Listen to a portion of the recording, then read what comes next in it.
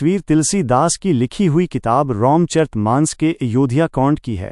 آپ نے بالکل درست نشاندہی کی ہے کہ اس چوپائی میں بہار کے علاقے مگدھ کے بارے میں ایک منفی تشبیہ استعمال کی گئی ہے۔ آئیے اس کے سیاق و سباق اور تاریخی پس منظر کو سمجھتے ہیں کہ ایسا کیوں لکھا گیا۔ 1. چوپائی کا مطلب کیا ہے؟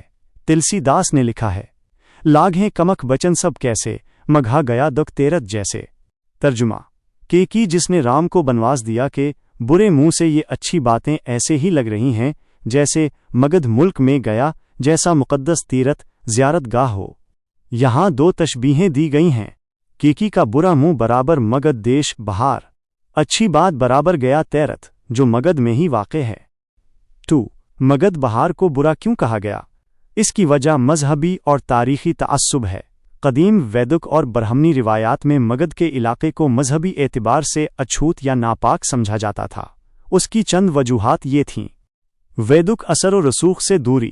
قدیم زمانے میں آریہ تہذیب کا مرکز کورو اور پنچال، مغربی یوپی اور ہریانہ تھا۔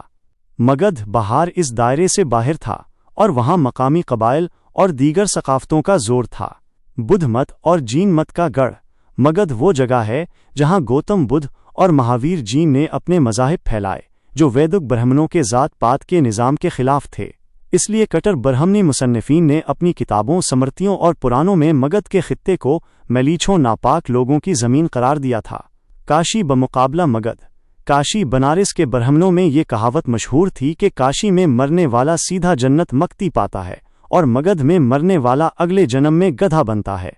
نتیجہ: تلسی داس جو خود ایک کٹر برہمن تھے، انہوں نے اسی قدیم روایت کی پیروی کرتے ہوئے اس شعر میں یہ کہا ہے کہ مگدھ ایک بری جگہ ہے لیکن اس کے اندر گایا ایک مقدس جگہ ہے۔